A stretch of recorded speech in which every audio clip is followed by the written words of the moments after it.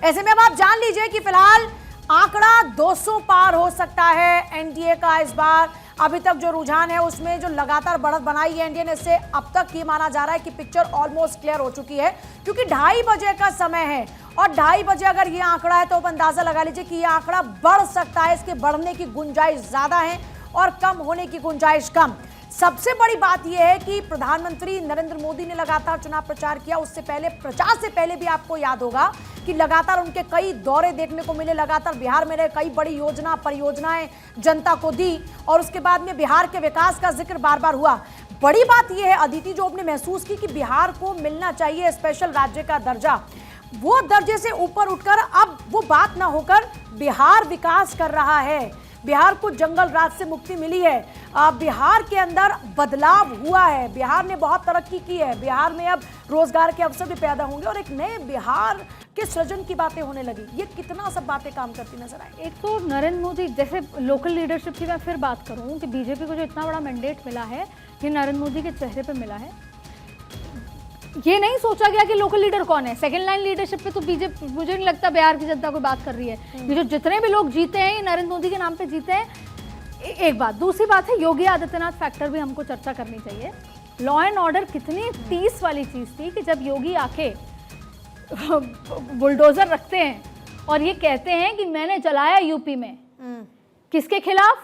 ये जो जिस तरीके के हालात थे, बदमाश के खिलाफ। तो वैसा ही होगा अगर आप बीजेपी को लेकर आएंगे। आप ये सोचिए ये वो टीस कितनी जबरदस्त थी कि जब योगी आदित्यनाथ आते हैं, वो तो उनका चेहरा तो क्या, हिंदुत्व, पोलराइजेशन, पर उन्होंने लॉ एंड ऑर्डर पर बात की कि मैंने यूपी में किया, मैंने बाहुबलियों के घर को जलाया। आप देखिए, मैं एक बार मुद्दे से हटती हूँ, क्या हुआ कल रात को 2:30 बजे? कल रात को 2:30 बजे उस आतंकवादी उमर के घर को ब्लास्ट किया इंडियन एजेंसी ने। ये है जवाब कि तुम्हारे परिवार का एक भी सदस्य है, लेकिन ये होने नहीं देंगे हम। तो ये जो नैरेटिव है ना कि बर्दाश्त नहीं किया जाएगा, तो ये तमाम फैक्टर बियॉन्ड इसके, मैं आपको सही बताऊं, कितना ही बाहरी चेहरा आ जाए, जो ये रीजनल एरिया है, जो स्टेट्स हैं, वो अपने लोकल चेहरे को वो देते हैं तरजीह। फिर भी नरेंद्र मोदी, योगी आदित्यनाथ की बात पर विश्वास करना, इसे कहते हैं कि उनको सबसे पहले सुरक्षा और लॉ एंड ऑर्डर दुरुस्त चाहिए और फिर उसके बाद पता है कि मोदी ने कहा है तो भैया यहाँ पे फैक्ट्री भी आएंगी, यहाँ पे तमाम चीजें होंगी। अक्षत सुनक भी जुड़ गए, प्रवक्ता जीएसपी। लेकिन एक बार नागर साहब आपके पास आते हुए, क्योंकि हम जब पोलिंग बूथ पर लोगों की बातें सुन रहे थे, सबने कहा कि बिहार के विकास के लिए वोट किया है, बिहार के विकास के लिए वोट किया है। क्या तभी से एक इंडिकेशन था ये? देखिए, मुझे लगता है इस चुनाव में जो सबसे बड़ा प्रभाव पड़ा है वो 1,52,00,000 महिलाओं के खाते में जो सीधा कैश ट्रांसफर किया गया, उसका प्रभाव है। महिलाओं ने जो वोट किया वो कहीं ना कहीं एनडीए के पक्ष में किया और वो आज नतीजों के रूप में हमें दिखाई दे रहा है। विकास की बात करें तो विकास के नाम पे उद्योग तो लगा नहीं बिहार में, नौकरियों का सृजन तो हुआ नहीं, जो बने हैं वो हाईवेज बने हैं, उसके अलावा कहीं कुछ ज़्यादा दिखाई देता नहीं। लॉ एंड ऑर्डर की बात करें तो ज़रूर लॉ एंड ऑर्डर में सुधार हुआ है, तो वो बिहार में अकेले नहीं हुआ। जिस तरह से पुलिसीय प्रणाली का आधुनिकीकरण किया गया है, नई टेक्नोलॉजी आई है, तो वो पूरे देश में सुधार हुआ है। नागर साहब, मैं जब गई तो मैं भी इसी तरह की बात करती, क्योंकि क्या होता है कि बतौर पत्रकार मैं सरकार पे सवाल करूंगी, सरकार के 20 साल पे। पूछा, मैं इसलिए आपको बताना चाह रही हूँ, मैंने एक व्यक्ति से पूछा कि भैया क्या हुआ, वोट चोरी का मुद्दा, तुम्हारे वोट चोरी? तो उन्होंने कहा बेटी तुमको पता नहीं है वोट चोरी क्या होता है, बैलेट के बैलेट उठ जाते थे। उन्होंने मुझे वहाँ चुप कराया। ऐसा नहीं कि मैंने सरकार से मखाने के ऊपर नहीं पूछा। और अभी पूजा ने एक सवाल किया था कि बिहार को स्पेशल राज्य का दर्जा, अगर आप कागजों में देखेंगे, मैं ये नहीं कह रही जमीन पे कितना आया, कागजों में जो स्पेशल राज्य के दर्जे को जितना पैसा मिलना चाहिए उससे कहीं ज्यादा बजट में, हो सकता है नीतीश कुमार को पकड़े रखने की बात हो एनडीए में, लेकिन बजट में बहुत ज्यादा दे दिया गया था। और उससे बड़ी बात है सड़कें। अब कई बार मुझे ऐसा लगा जमीन पर कि उनको लग रहा है कि जितना भी हुआ कम से कम ये पीछे ना चला जाए। क्यों? क्योंकि जब तेजस्वी यादव के पिताजी से पूछा करते थे कि सड़क कब आएगा, तो कहते थे क्यों चाहिए भाई तुमको सड़क, बड़ा आदमी बनना है तुमको, और जब सड़क बना देंगे तो बाहर से बड़ा लोग आ जाएंगे, बड़ा लोगों को नहीं आने देंगे। ये बातें मुझे वहां के गांव के लोगों ने कही है मुंह पे, बिल्कुल, और ये वोटों में नजर आ रहा है। बिल्कुल बिल्कुल आपकी बात ठीक है, लेकिन अब ये देखना पड़ेगा कि उत्तर प्रदेश में भारतीय जनता पार्टी महिलाओं के खाते में अगर 20,000 रुपए ट्रांसफर कर देगी तो परिणाम क्या होगा। ये प्रचलन थोड़ा गलत है। तो ये चीजें देखिए, ये इस पे भी हमें गंभीरता के साथ चिंतन करना होगा और क्या चुनाव जीतने के लिए इस प्रकार की योजनाएं लानी चाहिए ना लानी चाहिए, इस पे चुनाव आयोग को और देश की व्यवस्था जो लोग संभाल रहे हैं उनको गंभीरता से विचार करना। इसका तोड़ तो अपोजिशन में बैठे लोगों को ही निकालना होगा ना, कि वो किस तरीके से जनता को इसके लिए कन्विंस कर पाते हैं। अगर वो इस चीज़ को कन्विंस नहीं कर पाते हैं तो जनता जिधर खुश है उधर आप भी जहाँ सत्ता में रहेंगे, कांग्रेस भी जहाँ सत्ता में रहेगी, कोई भी पार्टी वो ये काम करेगी। अरविंद केजरीवाल भी कर रहे थे, हर जगह ये काम हो रहा है। तो अब इस चीज को ये मान लेना कि ये गलत है या सही है, उससे हट के हमारे को इससे कैसे बेटर कर सकते हैं उसके बारे में सोचने की जरूरत है। बात देखिए, हम कांग्रेस के जो प्रवक्ता होते हैं या सपोर्टर्स हैं उनको हम निराश नहीं करना चाहते और हम खुद भी नहीं होना चाहते। हम ये चाहते हैं कि एक व्यवस्था बनी रहे, जो लोकतंत्र में विपक्ष मजबूत रहे। पर सवाल ये है कि अगर मान लीजिए वो जो कह रहे हैं सच भी है कि इलेक्शन कमीशन की और बीजेपी की मिलाजुली है, तो भाई उसका सोल्यूशन तो ढूंढेंगे। हर बार केवल टीवी चैनलों पे चिल्लाना ये सोल्यूशन तो नहीं है ना। आगे के लिए सोच लीजिए, उसका जवाब नहीं मिलता है। दिक्कत तो सीधी ये ना कि आप अपने मिस्टेक्स को देखिए। इलेक्शन कमीशन ये बार बार कह रहे हैं ना कि यह 40 घरों के एक ही घर में 40 लोग हैं या 200 लोगों का एक ही फोटो लगा हुआ है, तो ये तो काम नहीं चलेगा। आप एक आंदोलन खड़ा कीजिए, आप लोगों के साथ सड़कों पर मेरी बात खत्म होने दी। ये तो त्रुटियां है ना, पर इन त्रुटियों से ये कहा साबित होता है कि ये लोग बीजेपी को ही वोट कर रहे हैं। चलिए सर, इनको साबित होता है। अगर ये त्रुटियां है तो बड़ी खबर इस वक्त मिल रही है और देखिए बड़ी खबर ये है फिलहाल कि राघोपुर से तेजस्वी यादव 5000 वोट से पीछे हैं।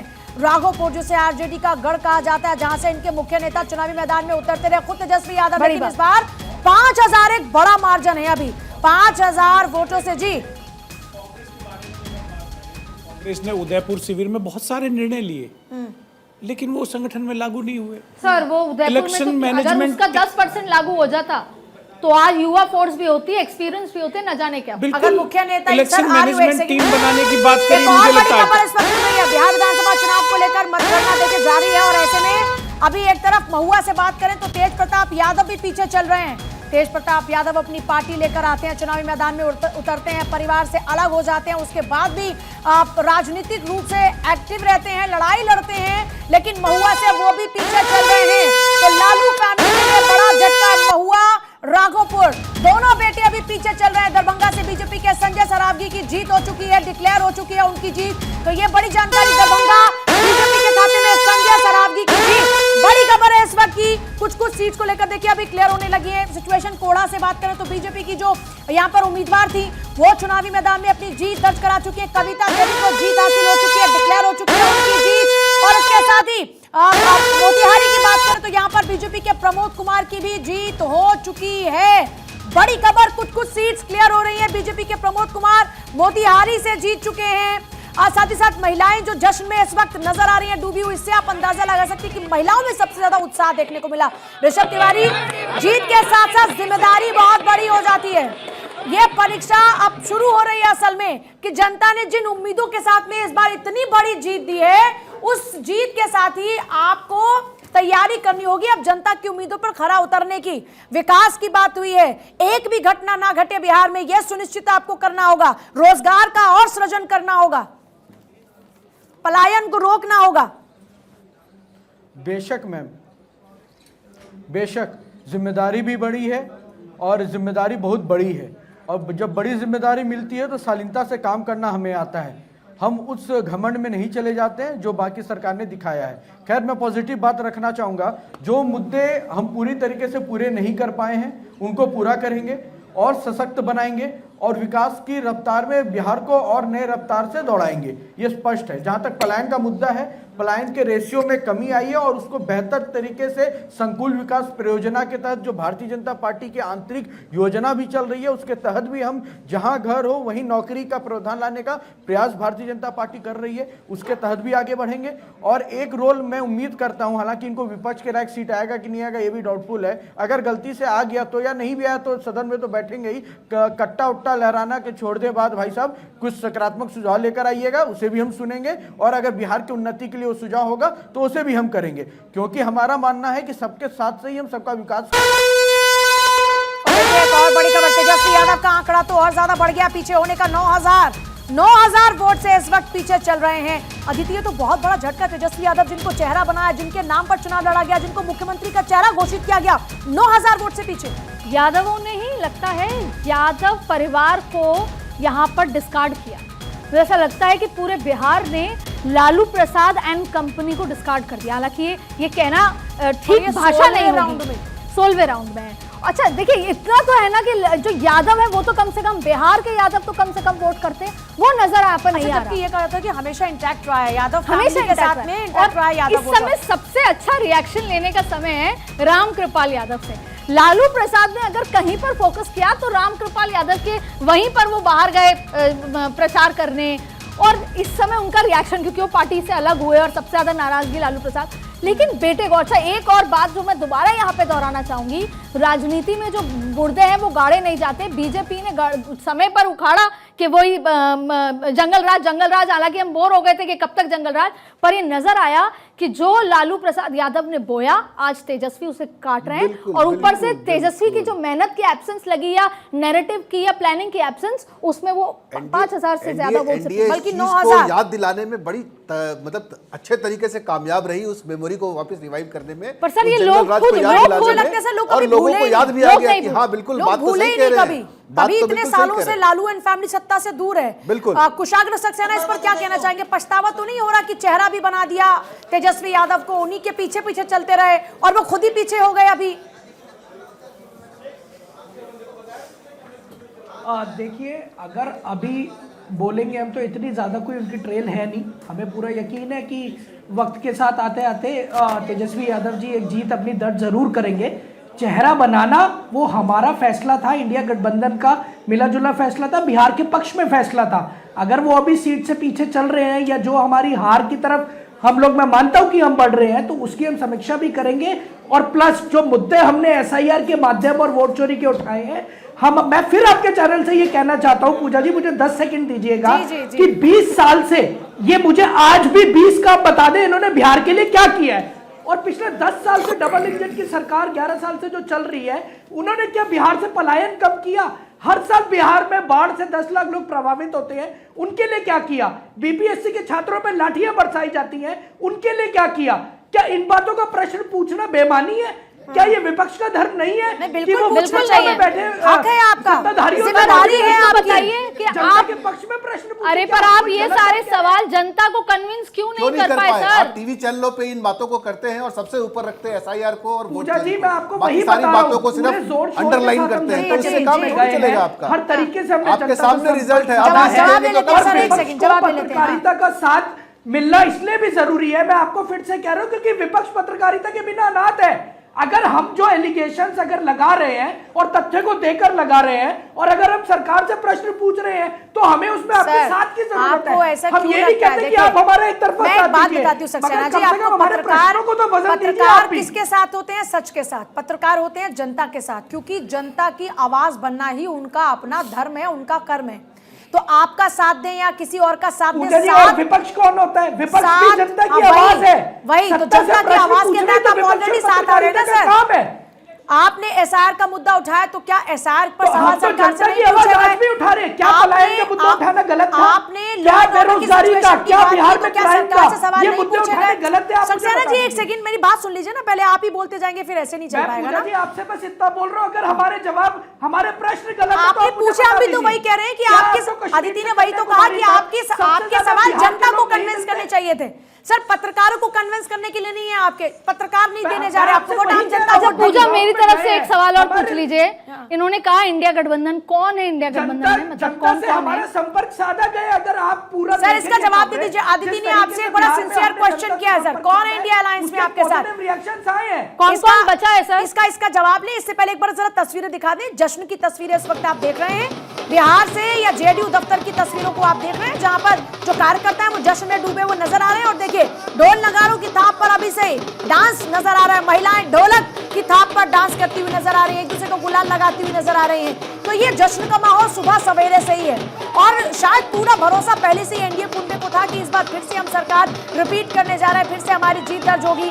और अभी देखिए अब ये अलग अलग तस्वीरें भी नजर आ रही हैं इस वक्त आपके सामने। आप जल्दी से एक बार अक्षत सूनक का भी रिएक्शन ले लेते हैं। अक्षत सूनक कहां पा रहे हैं अपनी पार्टी को इस चुनाव में? अब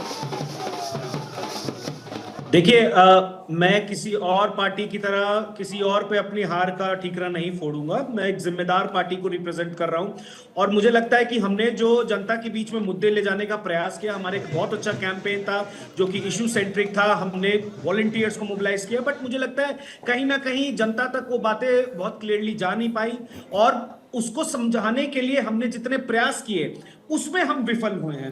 तो ये हमारा इंट्रोस्पेक्शन का टाइम है, लेकिन I am really proud of my leader. उन्होंने पूरा बिहार का जो पिछले आप देखेंगे पिछले कई दशकों से बिहार की राजनीति मात्र जाति के इर्द गिर्द घूमती थी, लेकिन पहली बार काफी अच्छा सुखद अनुभव था सबके लिए कि मुद्दों पे बात हुआ। भाजपा महागठबंधन भी मुद्दों पे बात कर रहे थे। तो मुझे लगता है कि 3-4% का वोट शेयर जो हमने बनाया है वो उन एक सवाल सर सुन लीजिए, एक सवाल आपसे पूछना चाह रहे हैं। अक्षय जी आपको बहुत बहुत बधाई। एक तो आपने अपनी कमियां स्वीकारी और आगे के लिए, लेकिन अक्षय जी मैं ये पूछना चाह रही हूं कि आपके जो नेता हैं, लीडर, वो क्या राजनीति छोड़ेंगे? उन्होंने कई बार कहा था लिख के ले लीजिए, ऐसा कहा था और कहा था मैं राजनीति छोड़ दूंगा, आपको याद होगा। तो अब क्या आगे का रोड मैप क्या है सर? आज छोड़ेंगे, कल छोड़ेंगे, कब से छोड़ेंगे, क्या या वापस पोलस्टर? बिल्कुल, देखिए जो जिस समय जिस इंटरव्यू से आपने लाइन उठाई है उसको कम से कम 4 से 5 महीने हो चुके हैं और उस इंटरव्यू में उन्होंने बड़ी मजबूती से कहा था कि अर्श पे होंगे हम या तो हम फर्श पे होंगे, और जो यथास्थिति दिखाती है तो हम उससे हम संतुष्ट हैं कि हम फर्श पे हैं और हमें और मेहनत करने की जरूरत है। लेकिन इसके कारण हम अगर राजनीति छोड़ दें, हमने ये बोला था कि शायद जेडीयू को अगर 30 से ज्यादा सीटें, मैंने तो लिख के रखा हुआ है, मुझे कहा गया था लिख के रख लीजिए। की पार्टी को 20 से ऊपर सीट आ गया तो हम राजनीति छोड़ देंगे, ये बात थी। नीतीश कुमार की पार्टी 80 सीट पे बैठी हुई है। अब इस सवाल का जवाब देना, क्या ये मानिए कि अब पक्के पॉलिटिकल लीडर बन चुके हैं आपके लीडर, पुराने बयान को जिनके नेतृत्व का आप जिक्र कर रहे हैं? इसका मतलब अब वो पक्के वाले पॉलिटिकल लीडर बन चुके हैं, क्योंकि नेताओं की जुबान आमतौर पर बदल जाती है। अब आपके नेता भी एकदम पके हुए नेता बन चुके हैं। नहीं, देखिए जुबान बदलने की बात नहीं है। ये बयान एक परिप्रेक्ष्य में दिया गया था कि उन्होंने कहा कि कोई भी परिप्रेक्ष्य हो सर, मानसिक स्थिति ठीक नहीं है और परिप्रेक्ष्य चाहे जो भी हो, बात तो यही थी ना कि राजनीति छोड़ दी जाएगी। अदिति ने भी क्या ही सवाल पूछ लिया आपसे। अदिति ने भी क्या ही दिक्कत कुछ और है।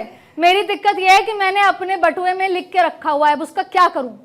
उन्होंने कहा था लिख के रख लो, तो क्या किया जाए? फाड़ दीजिए, संतुष्ट हैं वो आप? नहीं, उन्होंने जिस कॉन्टेक्स्ट में कहा था उसको भी अपने बटुए में आप लिख के रख लीजिए और उसको ये समझने का प्रयास कीजिए। तो सर इस कॉन्टेक्स्ट में क्या होगा? कॉन्टेक्स्ट की बातें करके बड़े जिस कॉन्टेक्स्ट में सर ने कहा था और जिस कॉन्टेक्स्ट में लिखकर अदिति ने रख लिया था, अब इस कॉन्टेक्स्ट के तहत में क्या करेंगे आपके लीडर? ब्रेक के बाद इस पर जवाब ले लेंगे, क्योंकि देखिए अब नेताओं ने जो बातें कही हैं अब उन पर सवाल तो पूछे जाएंगे और नेताओं को जवाब भी देना पड़ेगा, क्योंकि आमतौर पर ये सिर्फ एक पार्टी के नेता की बात नहीं हो रही। ब्रेक पे जाने से पहले एक लाइन जल्दी से, आप जो इंडिया अलायंस कह रहे हैं वो मत कहिए, या तो इंडिया अलायंस कहिए या सिर्फ इंडिया कहिए। ये गलत लाइन है और इसको प्रमोट मत करिए प्लीज।